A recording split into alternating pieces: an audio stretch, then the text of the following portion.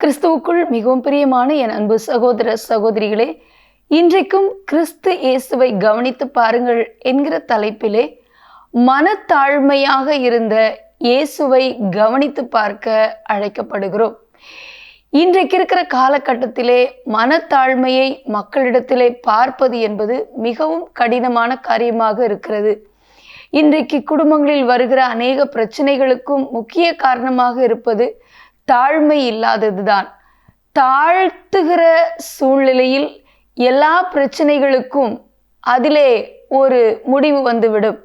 ஒருவரை ஒருவர் தாழ்த்த முடியாத சூழ்நிலையில்தான் அங்கு பிரச்சனைகளும் ஏற்ற தாழ்வுகளும் கசப்புகளும் பிரிவினைகளும் வந்து விடுகிறது. ஆனால் தாழ்மையாக நடந்து கொள்வது என்பது மிக கடினமான காரியமாக இருக்கிறது. இன்றைக்கு இருக்கிற கிறிஸ்தவ வட்டாரத்திலே மனத்தாழ்மை உள்ளவர்களை பார்ப்பதும் கடினமான காரியமாக இருக்கிறது. ஆனால் இயேசு கிறிஸ்து மத்தேயு 11:29 இவ்வாறாக கூறுகிறார், நான் சாந்தமும் மனத்தாழ்மையுமாக இருக்கிறேன். என் நுகத்தை உங்கள் மேல் ஏற்றுக்கொண்டு என்னிடத்தில் கற்றுக்கொள்ளுங்கள், அப்பொழுது உங்கள் ஆத்துமாக்களுக்கு இளைப்பாறுதலை தருவேன் என்று அவர் கூறுகிறதை பார்க்கிறோம். ஆண்டவராகிய இயேசு கிறிஸ்து சிலுவையின் மரண பரியந்தம் தம்மைத்தாம் தாழ்த்த ஒப்பு கொடுத்தார்.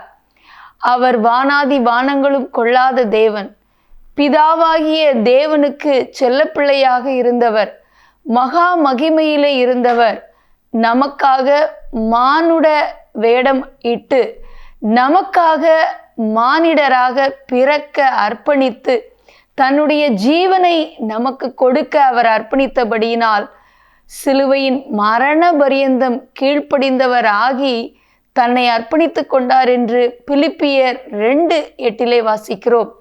அவர் மனுஷ ரூபமாய் காணப்பட்டு சிலுவையின் மரண பரியந்தம் கீழ்ப்படிந்தவர் ஆகி தம்மை தாமே தாழ்த்தினார் என்று வேதம் கூறுகிறது. ஆகவே என் அன்பு தேவனுடைய பிள்ளைகளே, அப்படிப்பட்ட தாழ்மையை தேவன் நம்மிடத்தில் எதிர்பார்க்கிறார். அதே தாழ்மையை நாமும் அணிந்து கொள்ள அழைக்கப்படுகிறோம். 1 பேதுரு 5:5 தாழ்மை உள்ளவர்களுக்கு தேவன் கிருபை அளிக்கிறார் என்று வேதம் சொல்லுகிறது. ஆகவே நாம் தாழ்மையாக இருக்கும் பொழுது ஆண்டவருடைய பெரிதான மேன்மையான கிருபைகளை பெற்றுக்கொள்கிறோம்.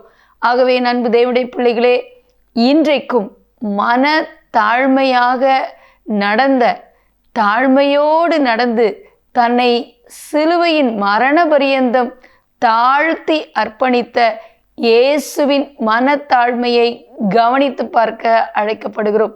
அந்த சிந்தையோடு கூட இன்றைக்கு இயேசுவை நோக்கி பார்த்து அந்த மனத்தாழ்மையை நாமும் கேட்டு பெற்றுக்கொண்டு தேசத்திற்கு, உலகத்திற்கு, திருச்சபைகளுக்கு கர்த்தர் நம்மை ஆசீர்வாதமாக்க அர்ப்பணித்து ஜெபிப்போமா? எங்கள் அன்பின் பரலோக பிதாவே, ஆசீர்வதிக்கப்பட்ட இந்த நாளிலும் தகப்பனே, உம்மிடத்திலே காணப்பட்ட அந்த மனத்தாழ்மையை எங்களுக்கும் நீங்க தர வேண்டும் என்று ஜெபிக்கிறோம். ஆண்டவரே, எங்களுக்குள்ளே காணப்படுகிற மேட்டிமைகள் ஒழிந்து போக எங்களை அர்ப்பணித்து ஜெபிக்கிறோம். எங்களுக்குள்ள தாழ்மையுள்ள சிந்தையை, தாழ்மையுள்ள இருதயத்தை, தாழ்மையுள்ள நடக்கையை எங்களுக்கு நீங்க தர வேண்டும் என்று எங்களை உம்முடைய சமூகத்திலே தாழ்த்தி அர்ப்பணிக்கிறோம். ஆண்டவரே, 2 பேர் ஆலயத்தில் ஜெபிக்க வந்தார்கள். ஒருவன் தன்னை குறித்து மேன்மையாக எண்ணி விண்ணப்பம் பண்ணினான். இன்னொருவனோ தன்னை பாவி என்று அர்ப்பணித்து கொண்டான். தன்னை மேன்மைப்படுத்தினவன் அல்ல, தன்னை தாழ்த்தினவனுடைய ஜெபமே கேட்கப்பட்டது. எங்களுக்குள்ளேயும் அந்த தாழ்மையின் ஆவியை தர உம்முடைய சமூகத்திலே எங்களை அர்ப்பணித்து ஜெபிக்கிறோம். இந்த நாளில் அப்படிப்பட்ட தாழ்மையை நீங்க தருகிறதற்காக நன்றி. இயேசுவின் நாமத்தில் பிதாவே, ஆமேன். கிறிஸ்து இயேசுவில் இருந்த தாழ்மையை அணிந்து கொள்ள அழைக்கப்படுகிறோம். அந்த சிந்தையோடு கூட தொடர்ந்து கிறிஸ்து இயேசுவை கவனித்து பார்க்க அழைக்கப்படுகிறோம். கர்த்தர் தாமே உங்களை ஆசீர்வதிப்பாராக.